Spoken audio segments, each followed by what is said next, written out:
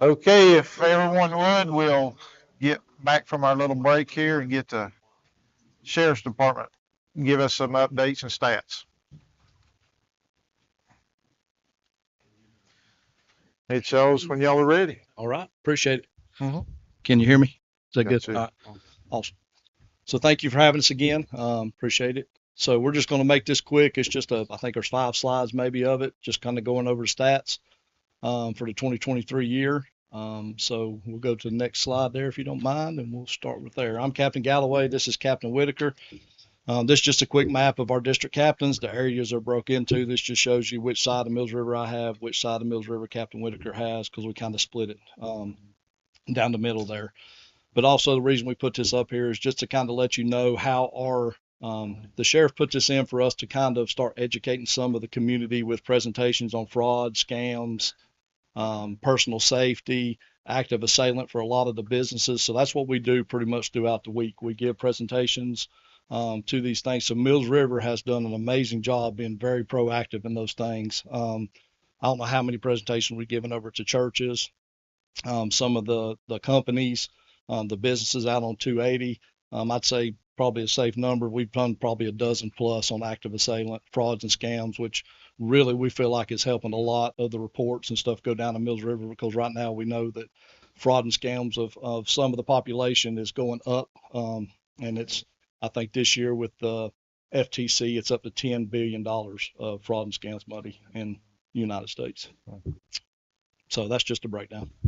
So here's the Mills River calls for service. In 2022, you can see the sheriff calls only dispatched were 6,318. For 2023, it was 11,428. All calls dispatched, which would be your fire and everything else, would be 2022 was 7,692, and it's up to 12,844. Those call for service in 2023 are up 60% from the 2022 numbers. The top 3 calls for service, and excuse me for that, for 2023 are extra security patrols, which was 5,845, which is the Mills River officers, sergeant player doing their checks of neighborhoods, businesses, those types of things. Traffic stops are guys working, of course, 191, 280, South Mills River, North Mills River, working those type of areas and looking for suspicious vehicles. Out of those traffic stops, 217 of them were suspicious vehicles in the area. So for crimes, the largest 3 calls for service, of course, probably anywhere in the county, is our animal enforcement calls. Those guys run calls, minute to minute. So they had 321 calls in Mills River. Breaking in and larcenies, 95, and domestic and disturbances are 90 for the town of Mills River. So total crime reports, which this is a good thing here, that in 2022 it was 74. It's down to 66, which means it's people, filing reports.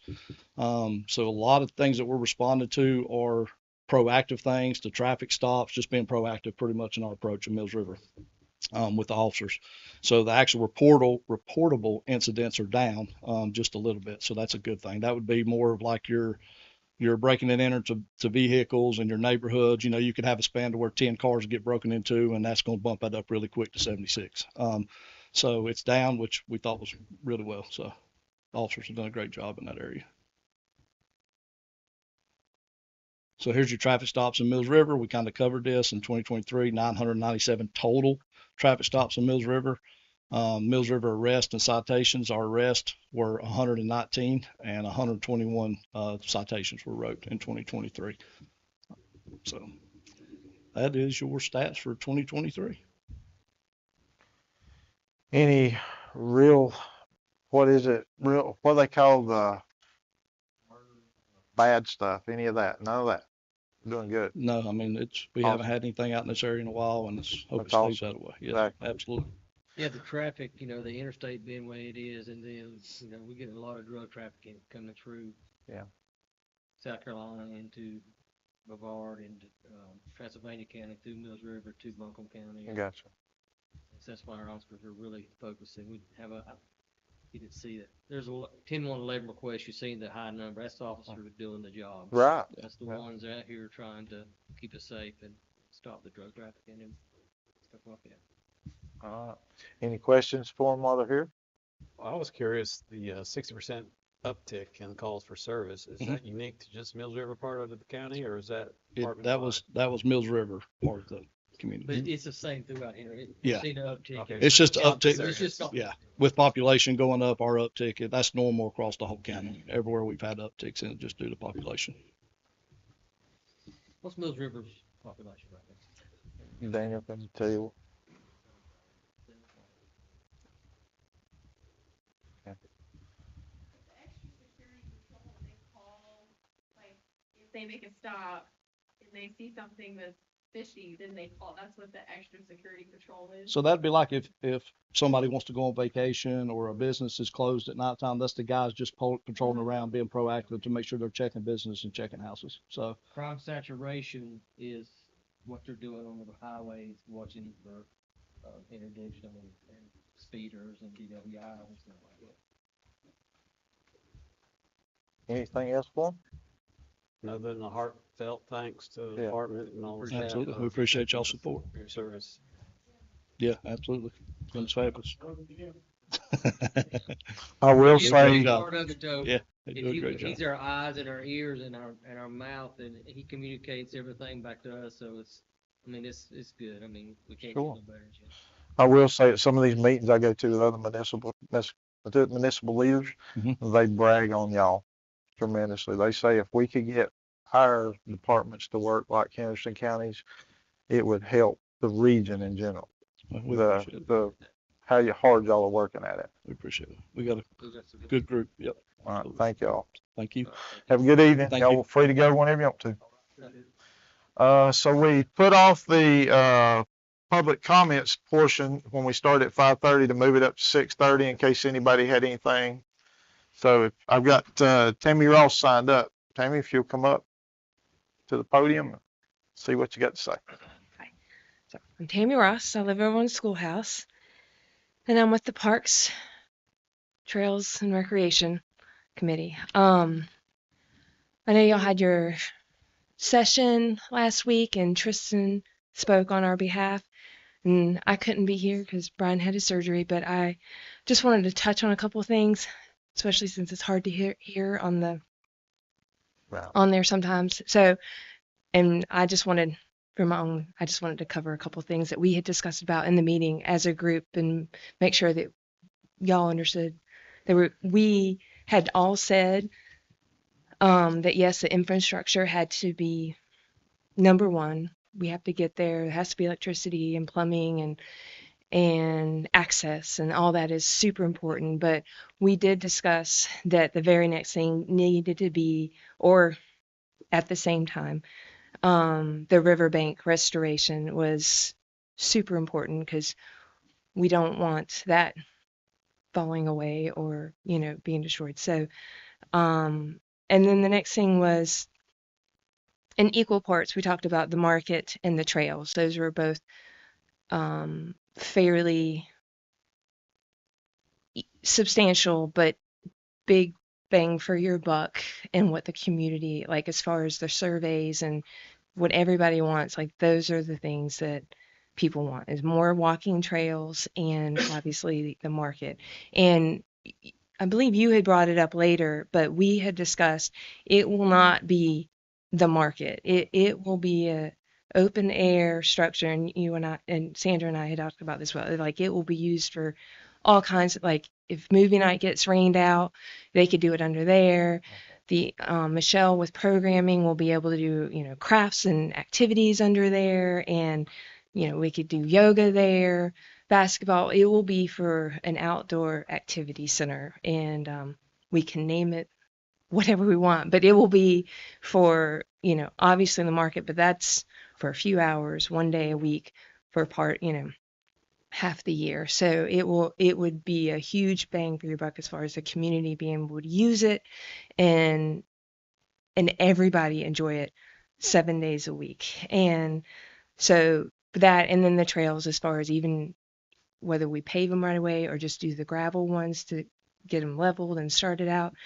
And we also talked about, I believe, Jeff, you had brought up the order of doing things, and we had talked about one is certain things would be done in certain orders, because I think the pickleball was brought up just as an example, but like we couldn't put the pickleball courts over there and take up the soccer fields until we had new soccer fields, over here first.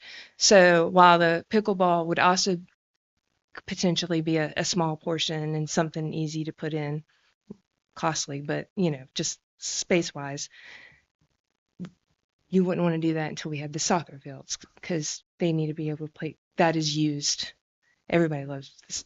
I mean, you saw them playing soccer today, I'm sure. So as far as the order of things, we'd have to take in consideration what space it would be taken up, and how, if it would take something else's spot, it needs to be in order, so Okay. we wouldn't lose something in the process.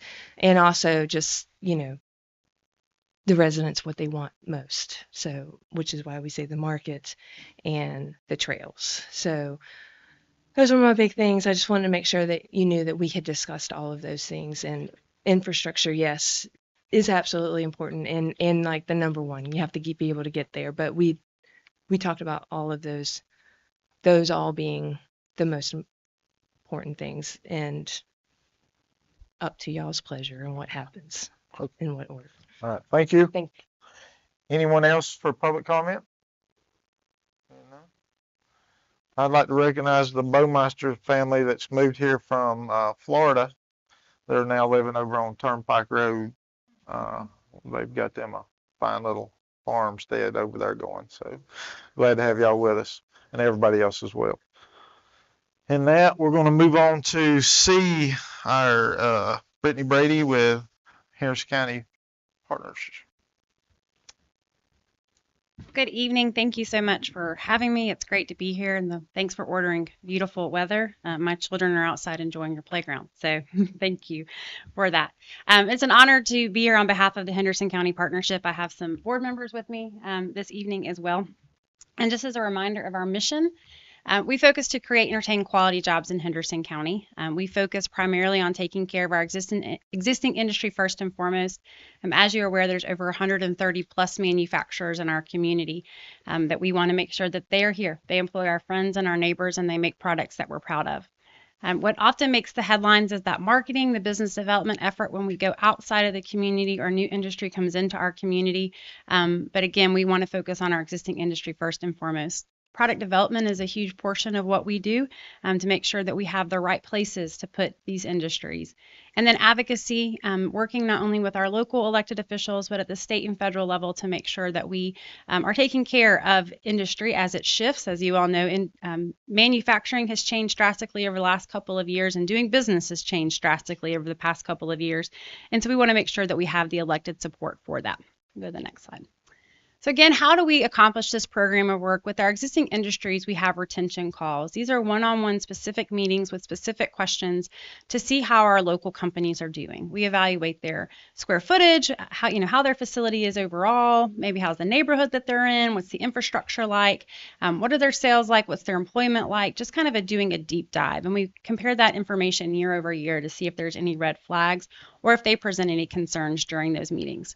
We also do neighborhood meetings and sector meetings. As you're aware, both Broadpoint and Ferncliff Industrial Park have meetings. In fact, we just hosted our Mills River meeting last week at Mills River Brewing, had a very good turnout there, was able to provide them with some relevant information on hiring practices and childcare. So it's just a great service and a great networking event. And then we'll bring sectors together. So for example, we'll bring the food and beverage sector together to talk about maybe issues that they're having or supply chain or whatever it may be. Our workforce plays into our existing industry. We have a workforce task force that listens first and foremost to the needs of industry. And so there's been different workforce initiatives over the past couple of years that they've asked us to elevate or get more information on. And so we listen to them and build our Made in Henderson County programming around that. Made in Henderson County is our cradle to career approach. We are now in elementary schools doing presentations, which is really fascinating. And it's fun to see young engineers, who I believe are young engineers in their early 20s, going in and talking to young students in 4th and 5th grade about career opportunities in their home. And so that has been really rewarding. That program, of course, goes up to our apprenticeship program where we partner with Blue Ridge Community College. But we, again, do lots of workforce training and activities to make sure we have a solid pipeline of people in our community. Our marketing and business development efforts typically hit about 12 different activities a year, and those are strategic based on our target markets here in Henderson County. And then later in this presentation, I'll talk about the Economic Investment Fund, which covers our product development initiative. So a lot of times people ask, why do you keep recruiting? Workforce is going really well, or our economy is doing really well. And my other side of my life is in tourism. That was my background in education. And if I may share a story about Denver, Colorado. In the 90s, Denver was the #1 destination for tourists. And so their community said, we got this under control. Let's just stop marketing. When they stopped marketing, their tourism sank. The same can be true in economic development. We are not marketing for tomorrow. We are marketing 10 years down the road.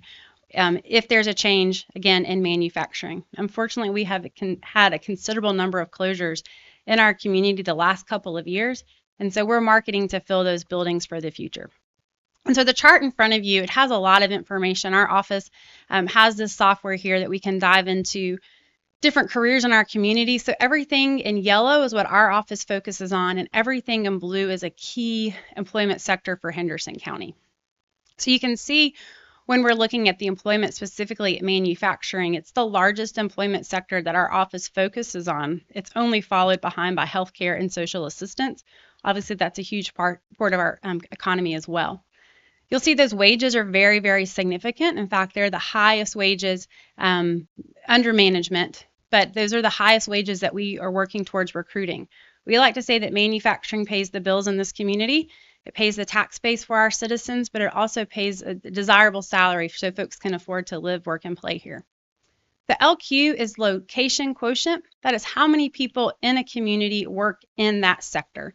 And so you can see there's a strong manufacturing concentration. And you'll also, if you go down to the blue, there's a strong agricultural concentration in our community as well, which is no surprise. But then what is alarming is you look at the 5-year employment change specifically for manufacturing, and you see we've lost 153 positions there. So while our organization has announced 50 to 100 jobs over the last couple of years, we are not keeping up with the change in manufacturing, whether that be right sizing or a closing of a facility. So in fact, if you go to the next circle, you'll see the employment growth of net new jobs was only 6. So for all the work that we have been doing to keep it balanced, to keep that economy where we need to be, we've added 6 jobs. And so to answer the question of why do you keep recruiting, what happens if we stop? What happens if we're adding all of these jobs and we all of a sudden decide to stop adding all these jobs and we know these jobs are harder to keep? Unfortunately, we would lose our manufacturing base. So I say that not to be doom and gloom that there's been change in the manufacturing sector, but to know that there's Industry 4.0, there's new technologies. And so while there might be some industries that close, when new ones come to town, they bring higher technology and offer higher wages. And so that's what we're marketing for, and that's why we keep recruiting. Go to the next slide. Really, our focus is essentially on the preservation of the tax base and ultimately the jobs of our people. And so when we talk about preservation of our tax base, it comes down to the location. Do we have the existing building? You know, a lot of times we talk about economic development and people just are not pleased with that word, or you talk about manufacturing and they're not pleased with that word. When in fact, again, Henderson County has over 130 manufacturers. Only 6 of them employ more than 300 people. So only 6 of them are on these huge mega buildings that sometimes folks don't like. So manufacturing can be in small spaces. It can be in a 30,000 square foot facility. It can be in a 5,000 square foot facility. We often look at the infrastructure and the transportation. And so when we talk about preservation in our community, we need to remember that manufacturing wants to be close to infrastructure and close to transportation. So often folks get concerned about preservation in kind of the corners or the mountainscapes of our community, but that is not necessarily attractive to a manufacturing user.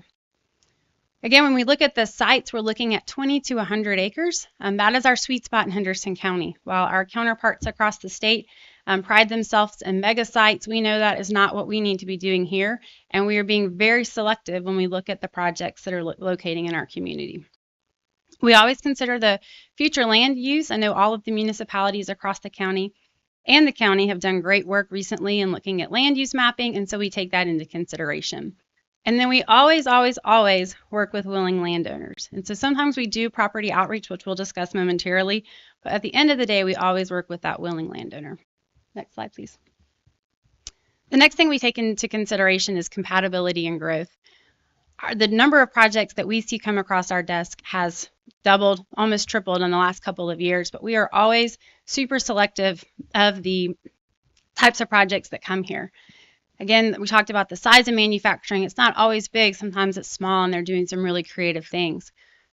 Likewise, we're looking at those projects that are most likely between 25 and 200 jobs. So even if you think about Linamart Light Metals, which is one of the largest wins in this county, at the end of the day, it was 350 jobs. So it was not, again, a mega site type project recruiting thousands of people. It was a very steady growth. Manufacturing can also be positively impacting our agriculture, healthcare, and tourism. So there's lots of parts of our economy. For example, Big Adventures in the Fletcher community, they're really directly tied to our outdoor industry and our tourism because they make kayaks. Mills River is a great example of manufacturing in the agricultural. And then we have companies like Jabil Healthcare in Henderson County who are directly correlated with our healthcare industry. And so that plays a vital role in our overall economy, if you recall the slide with the key segments in our economy. And so we want to make sure that we're working in coordination with all of these pillars to make Henderson County successful overall. Next slide. So you've seen this slide before. Mills River has been fortunate to experience significant amount of growth when it comes to economic development. In fact, most of our large wins have been in Mills River. A lot of that is due to strategic industrial park planning. So you can see the numbers in front of you with $503 million of investment and 1,357 new jobs. You've got over 23 industries in the community as well. And we'll go to the next one. So the Economic Investment Fund, as you all are aware, is the same staff as the partnership. It's a different pocketbook of the partnership and a different board. And this group is focused on that preservation of the tax base through preservation of sites and buildings and our workforce. We'll go to the next slide. As you know, in July of 2022, the county did a significant significant development. They purchased the remainder of Ferncliff Park. That was $4 million for about 35 acres. Why did they do that? Part of that was a strategic play, and part of that was to control the future. You cannot control land you do not own. And so in order for us to make sure the highest and best use of Ferncliff remained, the county went in and bought that parcel. The long-term play is what you see in front of you, is partnering with the airport to do a dedicated swap and hopefully an acquisition to get us about 101 acres. And that's just a proposed building of what could potentially go there. That is kind of our latest and our last big opportunity in Henderson County. We do not have another 100-acre site in this community. We anticipate there's going to be significant site prep. And as we discussed last year, the dollars that Mills River puts into EIF would go towards a Mills River project such as Ferncliff. So we are continuing moving towards this 100-acre site. We have got through most of the hurdles with the FAA and are hopefully finalizing this transaction in the months to come. Next slide. So one thing that we are doing with EIF is site identification. We have worked with the town. Thank you, Michael, for being involved in this process. We had a firm that identified about 20 different sites, and working with our community partners, we narrowed that down to 5 sites that have the right utilities, the right zoning, or close to the right zoning. And we're in that landowner engagement right now. Again, we only work with landowners who are willing. It's almost similar to when you go home and you get something in your mailbox of, would you want to sell your house? It's just asking a question. So we've asked the question to these 5 landowners and are working through that engagement. Should we not come up with the 5 quality sites throughout the county, we would probably go back to see what other opportunities we have for strategic industrial development. And sometimes that's considering redevelopment opportunities within the community as well. Once we have the sites in front of us, we will have an environmental overview of these sites, which gives us a really in-depth look at all of these properties. And that is crucial because projects today are moving very quickly. And so we want to be able to know exactly where we stand with these sites and what we need to do to further them to be successful industrial sites. And so as I've said before, manufacturing pays the bills, not only for the tax base, but also for our people. These are good paying jobs.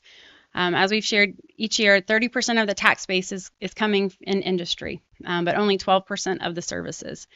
We talk about 17% of industry is in Mills River, and that's 61% of investments. So some of our larger investments being Linamar and Sierra Nevada are located in the town of Mills River. Next one. And so with that, we would like to continue moving forward with Mills River with the funding request that you have before you. This past year, you contributed $20,000 to both the partnership and EIF, and we are grateful for that. It is doing wonderful things for our organization and wonderful things for the future of this community. Our other municipalities are funding us at $25,000 for each entity, and so that is the ask that you have before you. But I'm happy to answer any questions that you may have. Any questions for Ms. Brady?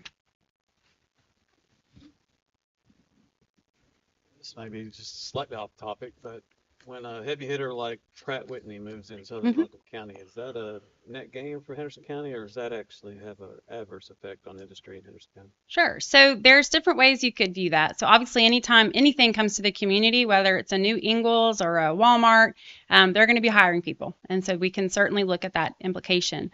The one thing that I think folks don't understand when an industry is hiring is that it's typically phased over 5 to 7 years. So Pratt & Whitney was 800 jobs over 5 years. So that's going to be pretty steady.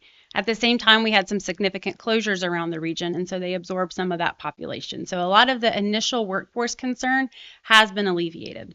The benefit of Pratt & Whitney is when you look at that Ferncliff property, it is beside an airport. We want to attract an aviation aerospace user.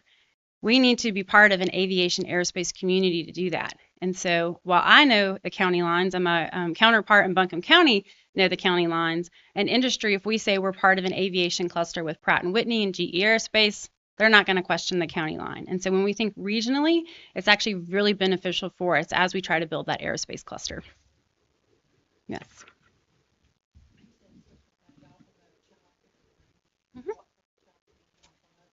So we pulled in Child and Family Resource Center. They presented a whole book of options for industries to consider.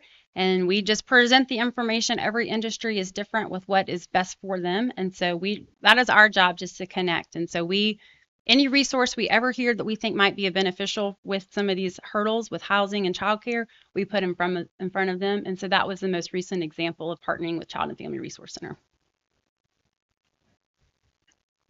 Anything else? No? All right, we appreciate you. We'll be considering y'all's money coming forth in the budget, and we'll be talking to you soon. All right. Thank you so much Thanks for the everything time. y'all do for us. Appreciate it. Okay, moving on, when staff gets caught up to the reappointment on the planning board. So you were emailed Mike Cole's application that is on file. He has been on the planning board since November of 2022 when he is appointed by council to fulfill a vacancy. His current term expires April the 12th. He is a dedicated member of the planning board, and he's very engaged and has an excellent attendance record. And Okay, he's willing to serve again. awesome. Any questions or discussion?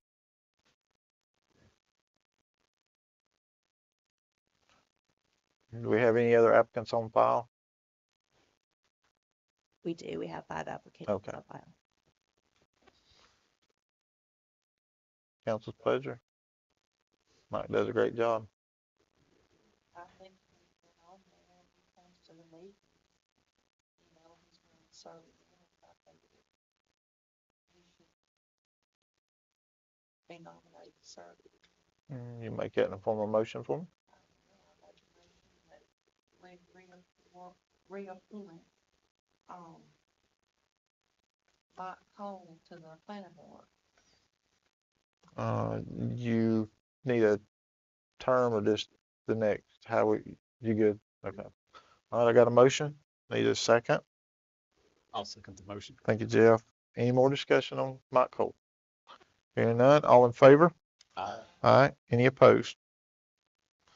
Okay, we're moving on with our request for proposals for audit firms.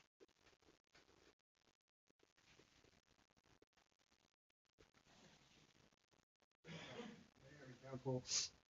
We've talked a little bit about this the last couple of months, but your longtime auditor, Carl Straw, has retired from municipal work.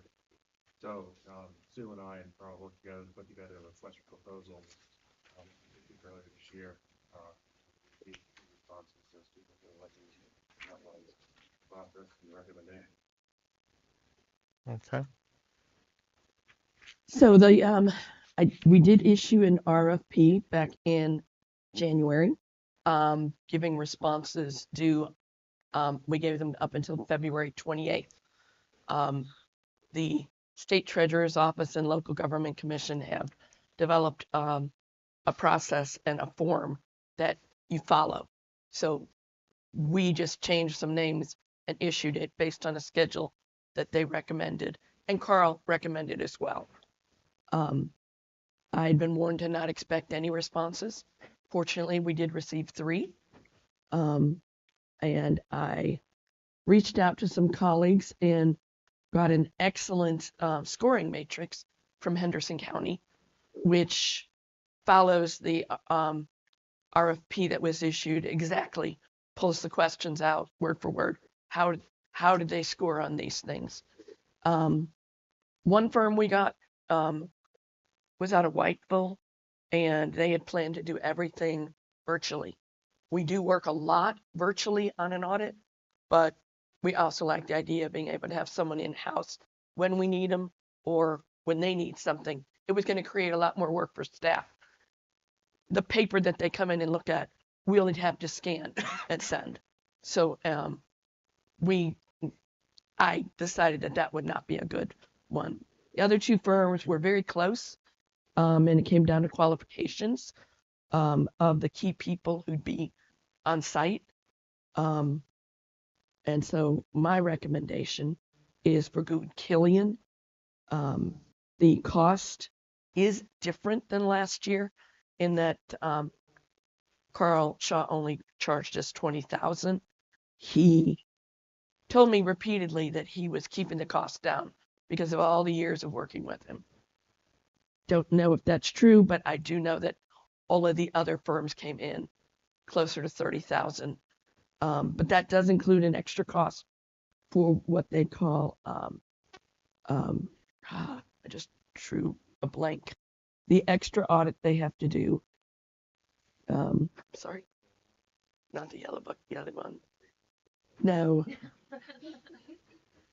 They have to do a special audit when we have federal grant money. Okay. And because we still have the ARPA funds on our books this year, we have finished replacing it, but that means it's still part of this year's audit. Okay. So it's technically being spent that way. So anything over 750,000 in a year triggers a single audit. There's the word. Okay. And so that's an additional cost. So what I anticipate is that we probably will not need that next year. This is a 3-year contract, and they've already provided a cost saying it would stay the same unless something major happened. But because it's broken out separately, it should be less next year. Okay. So if anyone has questions. Questions for Sue? Was the single audit being conducted by Mr. Broom or? Is that the right name? No, that is something separate. Okay. Carl Shaw was doing the single audit. What Mr. Broom does is review, because Carl's office was providing a certain level of assistance to me. The Local Government Commission requires that we have an independent auditor look over his work to make sure there's no conflict, essentially. Yeah. Sorry. Yes, that's exactly what it is. An auditor for the auditor. So our services, Mr. Broom would continue regardless of who we select for our CPA or? He has offered his services if council so wishes. I would be reaching out to him very soon. He's already said he would be interested. We just would have to bring a contract to council. It's about the same time we bring the contract for Good Killian, if you agree with my recommendation. Okay. Does Gould Killian have any municipal clients in our area? Yes, yes. I did not bring their proposal, but there were many in the area. They have an office in Asheville, and I believe they have one in Hendersonville as well to service all the local clients, municipal as well. Yeah, municipal as well as county.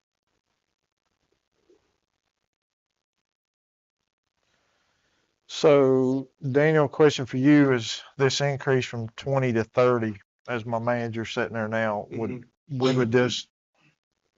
would that bill hit in this fiscal year? No, sir. Next one. Yeah, we're coming. So we'll budget for it. We'll budget for the change. Okay, that's what I need to know. Okay. Anything else? So will the new firm that you're recommending be the same as Mr. Shaw as far as like it's not a, they're gonna help you with some of the more, it wouldn't be a reviewed audit because they are able to get into your books before? Or is this, they're not gonna help at all? No, they would still provide assistance as we need it. Okay. To give you an example of the type of things that Mr. Shaw helped with, Mills River is small. We were just going along and all of a sudden we had to start creating separate funds. Doing accounting between funds can be complicated. His office helped me a lot in making sure our entries were made correctly. That's the type of thing that they would assist with. Making sure that we're doing things that later when they come in to audit, they don't go, oh, no, that's all wrong. If I can ask them ahead of time, then it saves a lot of work for everyone. Mr. Young, to answer your question, Gould Killian included in their proposal a list of current clients, and I'll just name off a few. Rutherford County, they've been working with for over 20 years. Town of Weaverville for over 10 years. Black Mountain for 2 years. Highlands for 2 years. Marion for 8 years. Brevard for over 20 years. Mars Hill for 3 years. And that's just in the western part of the state. So they've got ample municipal experience. Thank you for that information. You're welcome. That's helpful. And I did check references. I picked 2. I know it was Brevard, and it might have been, is Biltmore Forest on that list? No, there was another one, and they got excellent references back. Okay. Any more questions? None. I'd entertain a motion to hire or go under contract with Gould Gillian CPA Group. Thank you, Shay. Need a second? I'll second the motion. Jeff, second. Any discussion? Hearing none? All in favor? Aye. Any opposed? Okay. Everybody good to keep rolling here? All right. Moving on to the personnel policy review again. Okay, Mayor and Council, last Friday, we went in depth in reviewing the personnel policy that we had drafted as part of kind of a follow-up to the pay study. So we went through and made all the changes that were requested from council's discussion on Friday. There is one section that we did not change, and I'll highlight that for you. But we changed it. We did not change it exactly as you had requested, though. And that is on, one moment.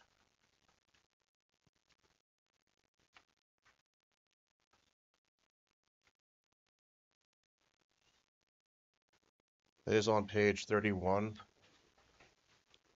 which is line 1120. Originally, it had said that parental leave would be provided up to 4 weeks for the birth of a child or placement of a child in adoption. And the board had requested that the employee utilize all of their sick and vacation time prior to the parental leave kicking in. I had some feedback on that, and I think what would make a little bit more sense is to allow the employee to use up their sick time first or vacation, one or the other. and then receive the family leave, and then maintain either sick or vacation after their return, because there will be follow-up appointments when you have a new baby. And if someone has exhausted all of their leave, once they have that baby at home, to go up to follow-up doctor's appointments and things like that, they'd be basically taking leave without pay. So this is open for discussion. I'm happy to take whatever direction the board wants on it, but I thought it would make sense to keep them or provide them some leave after the fact as well. Discussion, questions about that? I think so.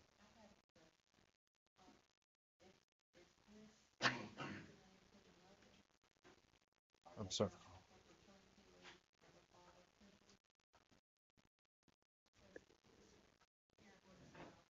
Yes. Yeah, so it would qualify for the paternal as well. Anything else about this? This is a little more nitpicky, but it's entitled parental leave, and we discussed at the last time we visited the personnel policy that we're not subject to the FMLA, the Family Medical Leave Act. But then medical leave, that term appears in here, and is that on purpose, or do we need to have consistency that we just call it parental leave? That way, somebody reading it won't think that they're going to be extended the benefits of the federal. No, I think you're right. I think we need to clarify that this is family leave, or excuse me, parental leave. Are you looking at a specific line that I can? But it starts out with a title, and then the first sentence says parental leave, but then when you get down to 11.11.12, it says family leave. Oh, okay, I see. And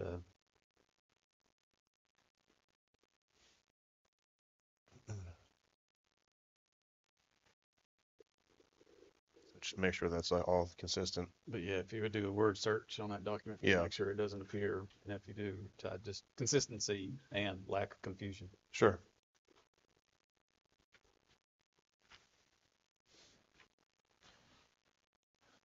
I know with talking with some of council, you had some questions. Sandra, you want to go over any questions you might have with it on any of the other?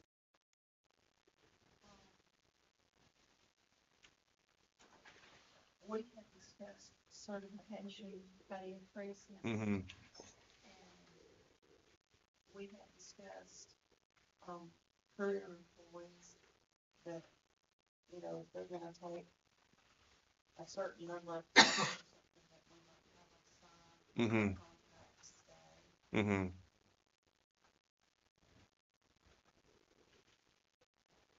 That is on page, I thought the old one had on page 15. Page 15. Mm-hmm. So it's the same document, no? It's starting to fire on 483.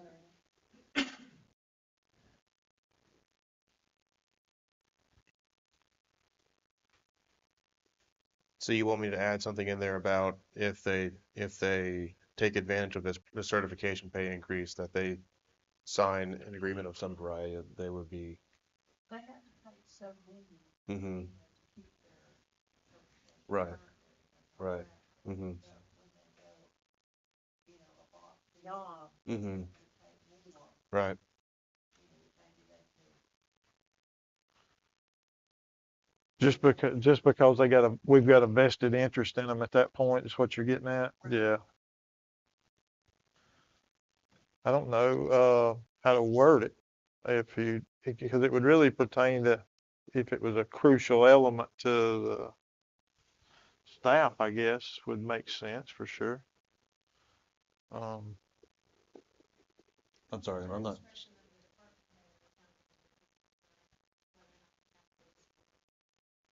Mm-hmm. Mm-hmm.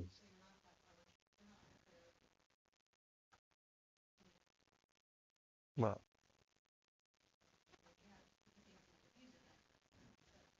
Mm-hmm. okay.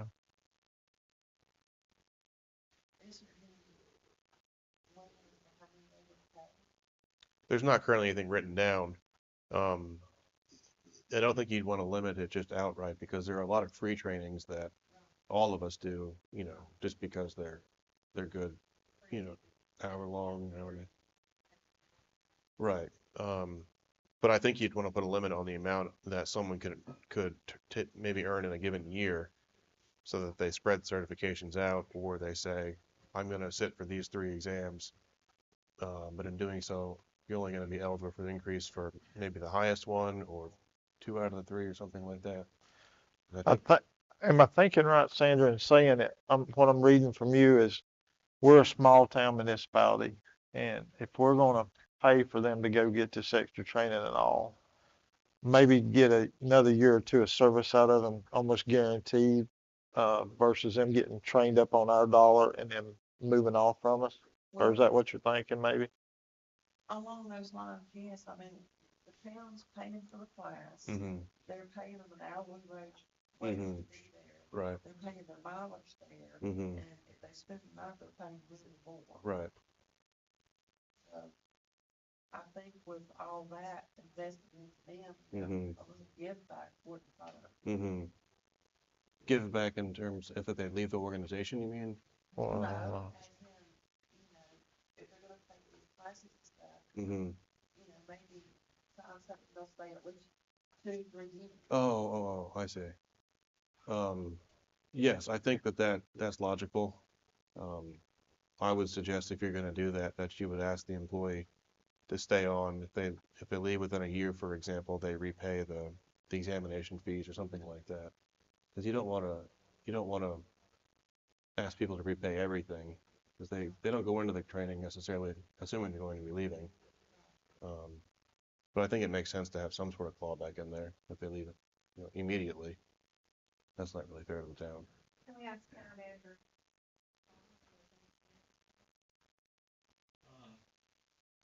Not this specific.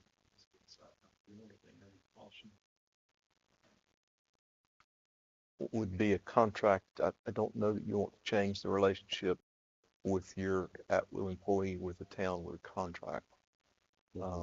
Certainly allowing the manager to exercise discretion, and having prior approval, so that you may take a class this year, but perhaps your salary doesn't come until the next fiscal year. May be a way that you get the extra time out of that employee, which means they have to wait before they get their raise.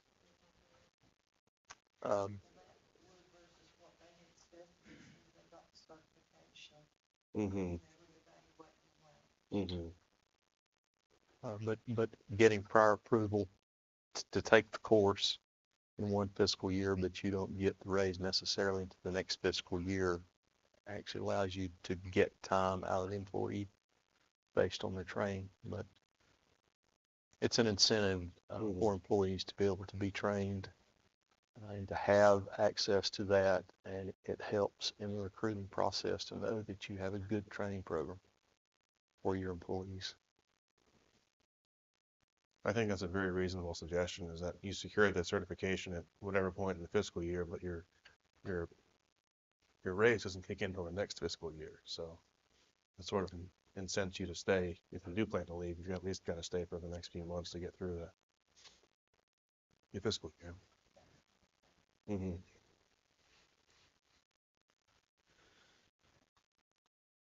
Any feedback on that, Jeff? Are you good with that? No, I'm fine with that. I just don't want to be too heavy-handed with that, because I don't think it's been a problem thus far, so. No. If it becomes a problem, I can see taking, more proactive actions, but, A lot of times people's hands, if they thought that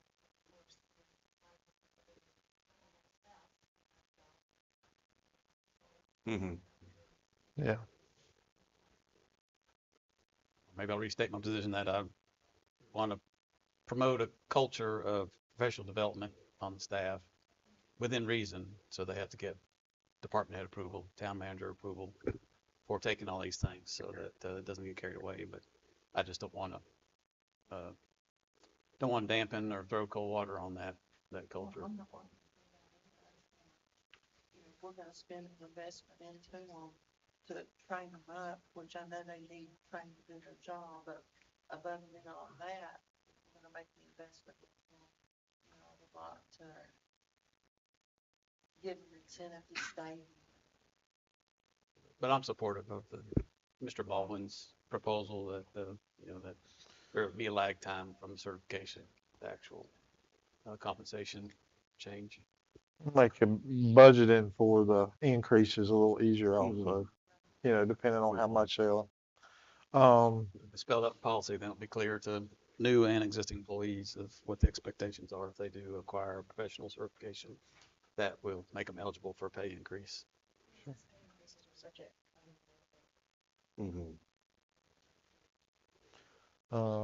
Anything else? Any more questions on this?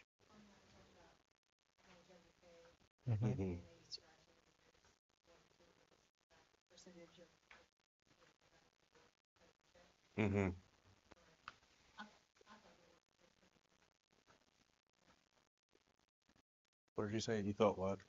At least scratching years 1 and 2. Okay. Yeah, I thought last time we had said either 3 or 5. Yeah. Started. I'm okay with 3. I mean, 3 makes sense. Yeah.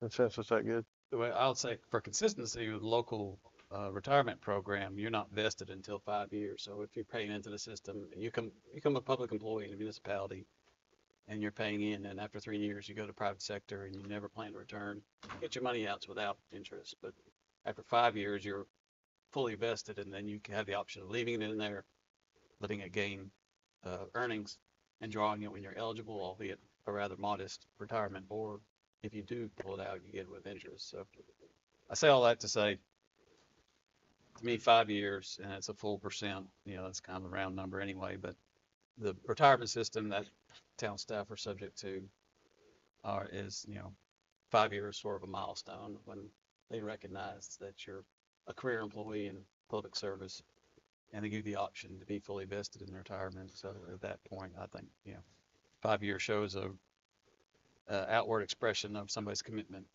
to the town. So longevity is not a common thing you see this day and age. So I think it's a luxury that I think it should be held out there as not just something if you hang around for 2-3 years. I mean, part of it. 5 is a better number. So I'm comfortable with 5. That's a long way to come up with an answer. And with certification pay increases, they could still potentially be getting pay increases depending on what their job titles was here. And this would be a one-time bonus. This wouldn't actually increase their base Oh, salary. just one time.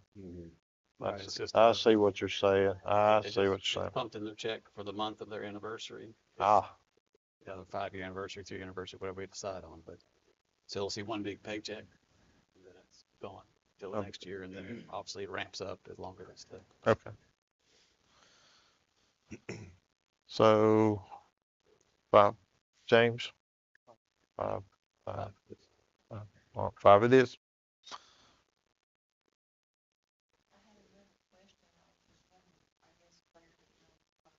It says, Where are you looking, Sandra? it is page 25. It starts at line 846.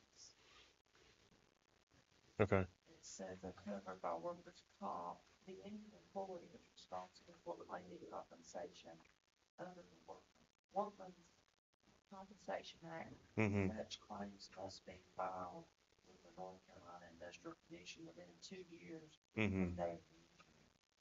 Do they have to do, when they have an incident, do they have to do a report here within 24 hours?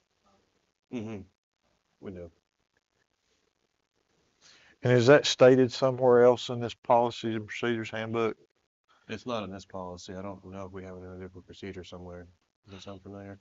Should we try to get it plugged in here? We Because certainly can. with a question of hers, it Mhm. could be a question of an employee at some point in time.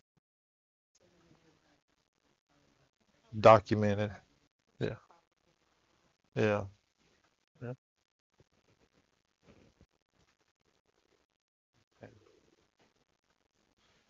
Sandra, you got anything else noted over there?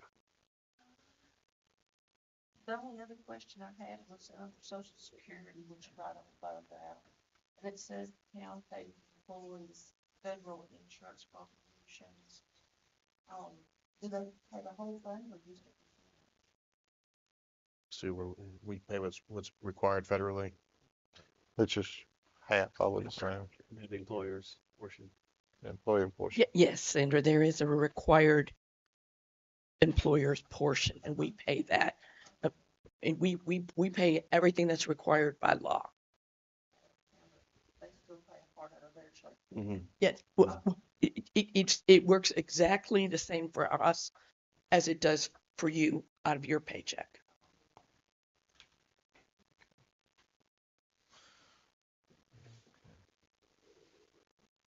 Anything else?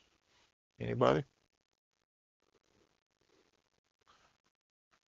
So Daniel, if we don't have anything else, Mhm. you'll change this document one last time and Mhm. Sharon will bring it back to us for Mm-hmm. official approval and by motion. Yeah, and Shannon and I talked a little bit about that. I'll make these changes and get it sent out to you, probably by Monday or so. And then it'll be up to you to decide, do you want to get this adopted while you have your interim on staff, or do you want to wait till your new manager gets here? That's really up to you. There's not a right or wrong answer to that. Okay. So there's just kind of food for thought there. Shannon, have you got a chance to read through this or been working on any? Maybe if you got some downtime, sometimes just hit the highlights, see if we're missing anything with your experience in the past that might need to be thrown in it. Let's do that. Okay. Anything else? If not, we'll move on. Okay. All right. We'll look to see this in the future agenda. No, that's serious. Moving on to the Land Preservation Committee charter draft. Okay. So we looked at this at a prior meeting, and there were some questions and some updates we needed to make to the charter. So we made those. One of them was that we clarified that the at-large member on the board would have to be a resident of the town. The other change that we updated was section 9, acceptance of applications, and this is on page 4 of the draft, which states grant applications may be accepted throughout the calendar year, but will be considered in recommendations sent to the town council annually in conjunction with the budget discussions for the upcoming fiscal year. So we'd had that discussion about, are they due at certain points in the year? Do we only do it one time a year? So I think the consensus was that we would accept them throughout the year and make one recommendation to you during your annual budgeting process. And those are the only two changes that I think we included in there.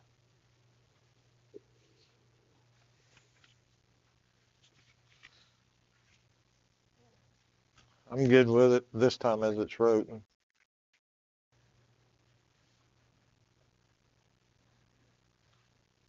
Anybody got anything that they notice reading through it?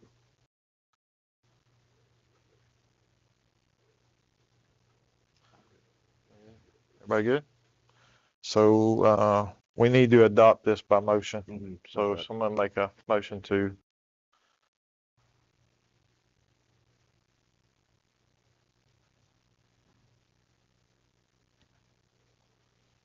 Mayor Gauntz, I would move that this council adopt the Town of Mills River Land Preservation Committee charter and rules of procedure as presented. thank you, Jeff. A second? James, second. Any more discussion on this? Hearing none? All in favor? Aye. Any opposed? Hearing none. Okay. Staff gets caught up. We'll move on to our Parks Master Plan review. Mayor, I'm just going to give you a quick introduction to this. As you all will recall, Nicole was not able to join us last Friday, and I did my best to stumble through the presentation, but she has a much more concise version that she can give you tonight to give you an update on parks. All yours, Nicole. First, want to thank you. Apologize for not being able to be here this week, but I thank you all for your understanding. Mills River's always been a family first organization, and that's one of the reasons why I want to be here. So just thank you for that. Just want to give a quick update, presentation I was given last week. time in here, to give you a little, 2023 year review. It's a big year in Parks and Recreation. So as you know, we have our car counters, and so we are estimating that we had over 354,000 visits in 2023. And so we get that number by our car counter. Industry standard says 2.5 people per car. You know, we obviously have a lot of people come out here work themselves. We got the minivans that come, and school buses. And that number is only on our front entrance. So we don't have any counters on our Hooper Lane entrance to get those numbers, nor at the boat launch parking. So through our front entrance, we're estimating we had 354 visitors come to this campus. 2023. We hosted 373 athletic practices, 145 games here at Missouri Park. We had 271 picnic shelter reservations. This was a big grant year for us. We received $278,000 in grant funding. A large chunk of that was the Accessibilities for Parks grant. We got our funding from the U.S. Fish and Wildlife for our meadow project, as well as NCRPA grant program funds. We also had 2 in-kind grants. So we had the 100 bike helmets donated from NCDOT, and we also were awarded a grant to provide a sensory code for sensory disorders, like big events from Henderson County Health Department. This was a big program here for us. I know you saw a lot of this last week from Michelle's presentation. She did it to our Parks Advisory Board, but just I'll quickly go through these. We got Brunch with the Bunny. Believe it or not, our next one is actually next week, or this Saturday. Our one this year, that's from last year's. We, of course, did our river snorkeling program, which was a great success. Mills River Day was huge last year. We're expecting that to grow again this year, 2024. We started our Picnic with Professionals program. We did our meeting in the park with great success. Had our first family camp out in the park, which was amazing. We did our bike helmet giveaway party in the park, so we gave away over 350 bike helmets to children in need that day, which was great. We did our pumpkin patch, hay rides, our free tree and shrub giveaway, which we had a huge response for. Of course, the Mills River Sanatorium, can't see a few of you up there looking good. We had a great response to that, as always, and then our Rudolph party. We're looking to really grow our programming this year. We have a lot of really great things on the agenda coming up for 2024. That's really exciting. We just want to thank our volunteers. So we utilize a lot of volunteers in the park. So had several volunteer days. We were able to plant 50 trees donated by Asheville Greenworks this year. We did a big litter sweep where we had some folks come in to help pick up trash along our ditch lines, as well as Hooper Lane. Big success there.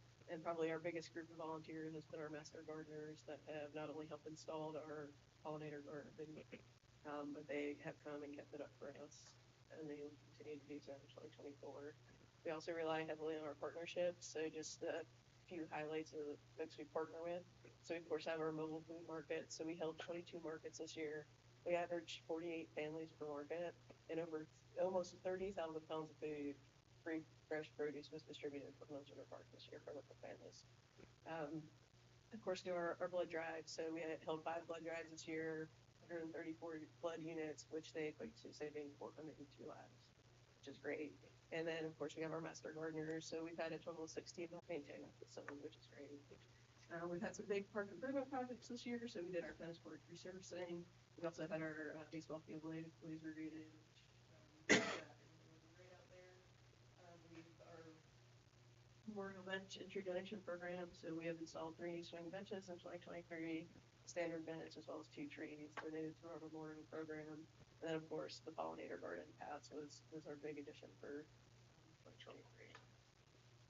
Of course, we have our major meadow transformation. So all our seeds have been planted, and we're really excited to see our first flowers late this spring. And our Hickory shelter, I can happily announce that they are open. Our sewers are flowing in the right direction. So we're able to open it. We had our first baseball game here yesterday, where we had lots of use with no issues. So I'm finally feeling like we're good. Well, not Sunday, but we're going in the right direction on that facility. And then, of course, we have our maintained open space project that by the end of this month will be complete. Just another, a lot of people aren't seeing it on the ground yet for our works in progress, but on the behind the scenes, we've been very active on our playground accessibility grant project. We are in the final design stages now. We're hoping in the next probably month to have our bid packages put together to be able to start bid that project. And just a reminder, this will be a carryover for the budget for next year, so that money that we don't need will roll over, and that work will actually be done next fiscal year. Things just looking forward to 2024. So here's just a kind of some highlights of the things I'll be looking for in my budget requests. I would like to reclassify one of the existing maintenance technician positions to a crew leader position. So something that is a real need to, we have 30 technicians down there, but we don't have that day-to-day leader. So of course I manage the overall direction, but having someone that could be out there in that crew that can prioritize who gets the tractor today and how some of those day-to-day operations work would be incredibly beneficial to me. And I think it would help them do their jobs better and more efficiently. So that's something that it's not a new position. I would like to reclassify one of my we are in need of upgrading our security cameras and our door access features to this building in the park. Technology goes out of date quickly, and we're having a hard time keeping up with some of the repairs that we need to make. So that's something I will be looking for in the budget to be able to upgrade those features. I will be asking again for a full-size pickup truck and trailer. Our little Ranger is just not cutting it for some of the big jobs we have to going forward. Tammy mentioned a little bit about Riverbank Restoration Grant matches. So we know Riverbank Restoration on this new property, you can see that's one of our sinkholes that we know is forming on the property. And the money may not even need to be required this year, but the commitment to start going out and seeking those grants so we can start that process, I think is going to be really important in the next year. And then as Tammy also mentioned, is really looking at strategic planning and infrastructure planning for that future park development. So that's what we're doing forward as staff in the next budget. And so going forward, I know there was a lot of discussion about phases for planning in the meeting, and so I wanted to make some clarification. So when we apply for the Parks and Recreation Trust Fund grant, we're doing that as a land acquisition only project. So there's not a specific project tied with like development project tied. And so actually in this year grant cycle, they have changed a little bit how they do that. They used to make you identify your phases, but in that first 5 years, they would make you do. That's not a problem anymore. So I took the verbiage straight from the Parks and Recreation Trust Fund. So they now have land acquisition with delayed development. And so basically what it says is as long as we start development within 5 years, we will meet our grant requirements. As long as we able to open it to the public to the greatest extent possible in the meantime, and have interim facilities, so that could be things like natural surface trails, some picnic tables. So that is what we would need to do to meet our grant requirements. That doesn't mean next year we can't start building some infrastructure. It means we don't have to. And so I think that'll alleviate, I know people are feeling a little rushed on what that first project's gonna be. We can kind of take a step back, make sure we evaluate everything that we need to, and then we can get a plan to move forward. Okay. And so with that, that's all I have. If you have questions, if you want to talk about capital projects for the budget year, I'm happy to start to discuss those. But, Questions for Nicole or staff? It has to be open to the public to the greatest extent possible. Does it count that it's already open?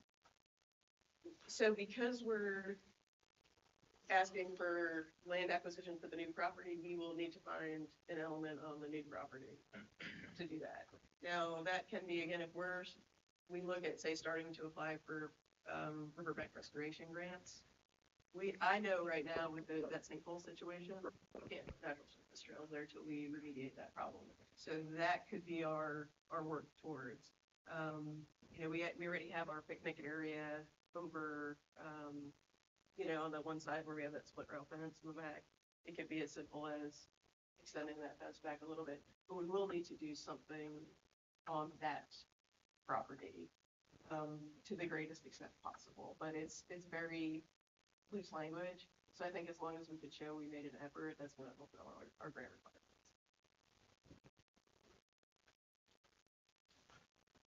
Anything? As far as park infrastructure, they're gonna make the truck and trailer, do we have enough mowers to mow what we mentioned over there? So I think for this year, yes, because I mean, you have to remember we're putting it in ag lease, so that's gonna be a vast majority of that work. We did in last year's budget, we bought a finish mower that can be pulled behind the tractor, that's gonna be able to help with some of those things, and we already have a bush hog. I do think we have to start planning that long-term in the future. I don't think next year we're gonna need it because of that ag lease. It's as we start that development that we're probably gonna have to look into that, more of that infrastructure, or more of that, Anything else? Well, it's sort of, I'm thinking aloud, but Mhm. hearing Ms. Ross speak, and then, of course, the park director is that at some point in time, well, I don't know well, sooner or later, but we really need to have a joint workshop between the Park and Recreation Advisory Committee and this body, council. And it's just too hard to Mm-hmm.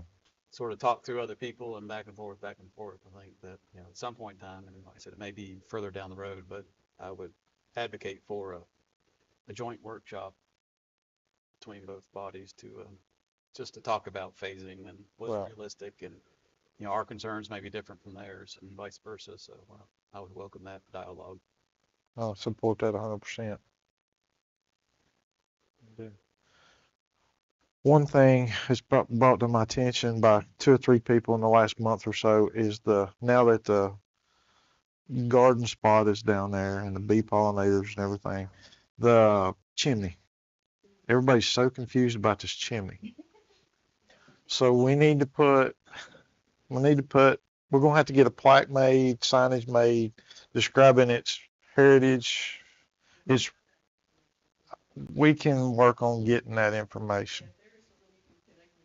I mean, I know the basics of it is moved from somewhere else, but I do not. We can retrieve that information.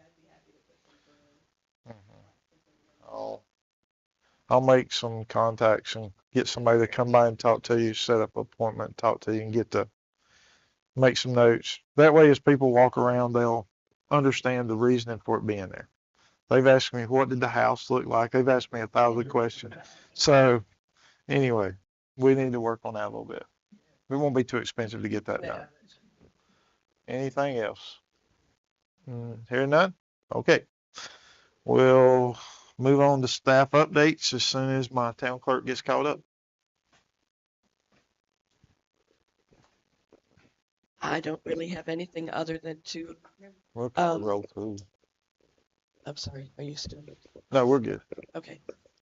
What I was saying is I don't really have anything other than to let you know, even though Patty is doing a majority of the clerk work, I'm still available to you if you need anything. Okay. Especially since this is Daniel's last meeting. Shannon will be here, but I'm here too. Okay. Thank you. Nicole, Parks and Rec. Just real quick, you just heard me talk for a while. So, but as you heard me mention, so Brunch with the Bunny is this Saturday. We still have very few spots left for that. So if anybody's interested, they can go on our website, register. We'll have pancakes. We got all breakfast stuff. Bunny will be there, great photo op, crafts for the kids. Something to bring the whole family to. So it should be a lot of fun. Just again, a reminder, May the 4th, we have Mills River Day. We're still seeking vendors and we'll always take more sponsors. So just reach out to us if anybody would like to participate in that. And there's, as you all probably noticed, spring sports are in full swing here at Mills River Park. So just as a reminder, the park's busy. Parking can be a little bit of a challenge sometimes, and we make sure people slow down. We got a lot of kids out here, but with soccer, baseball, tennis, all that stuff happening, there's a lot of fun activities going on in the park. So it's good. Michael's planning zoning. Very briefly, we did receive a variance application recently, so the Board of Adjustment will be meeting on April 11th. It's just a building setback variance, so nothing major. I think I mentioned this, but on Friday, March 8th, we did issue the zoning approvals for the shopping center. So once they get their erosion sediment control approval from the state, they should get land disturbance, but that could be another month or so. And then lastly, I just got a recent update this week that the self-storage facility that's going to be built at the southern end of town, near Turkey Pen Road, that project's on hold currently. So we're working with the landowner to make sure the site is stabilized and there's no erosion sediment violations, since he's already disturbed the land. Right. I don't expect anything built there in the near future. Wow, okay. Is that all from you? Okay. Daniel? No further updates. I'll just say, Sue mentioned this is my last meeting. I want to publicly thank you as a board for your support the last few years. It's been an interesting adventure, coming here and then living through COVID, trying to figure out how to run an operation, throughout that time frame.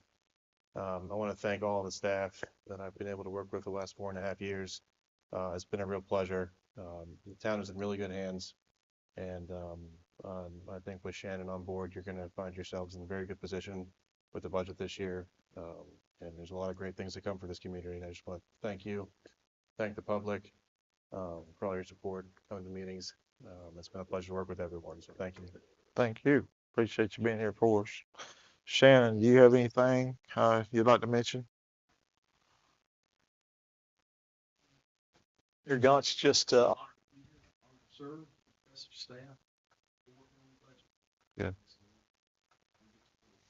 All right, and I'd encourage each council person to, if you got anything that you'd normally talk to with Daniel, feel free to talk to with Shannon. He'll accommodate you any way he can. Don't you feel, Daniel? That's it. Yep. All right. Okay, council comments while we're still in open session. I'd like to make an ask, especially with the interim manager and our town manager here. But several meetings ago, I had concerns about the mailing of tax bills. I had a number of questions, and I hope to get a response from that. So if I could charge the two managers to come back. It's on your April 11th agenda. Thank you. Very good. I just don't want to get lost in the transition. Okay. Anything? Okay.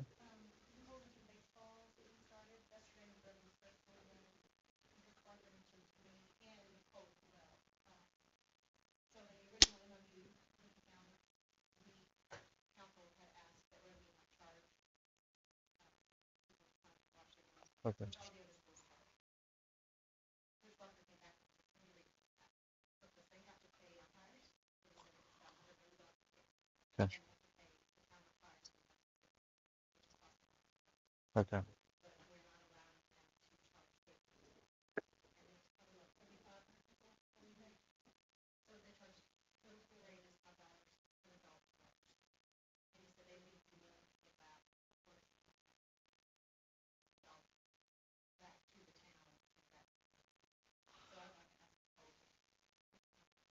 So-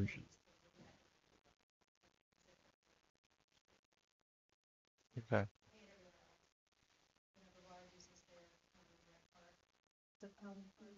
Okay. Chargers. Okay.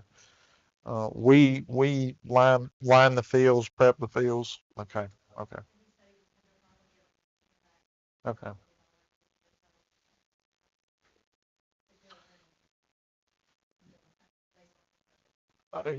To come out of pocket for the referees and the security. But Brevard and them don't have to pay to use the other public facilities, but they, okay. I got you. Okay. Look into it. Everybody okay with them for looking into it? Coming back to us? Okay. Thank you. Anything else? Daniel, have you discussed with Shannon the nonprofit stuff? Because it's on our April 11th also, I think. 25th is when 25th. Okay. As long as we got it on there somewhere to look about it. Okay. That's all I've got. We'll take a short recess. We'll come back and we'll go into closed session, and that'll give the room a chance to clear out. We'll take a little bathroom break.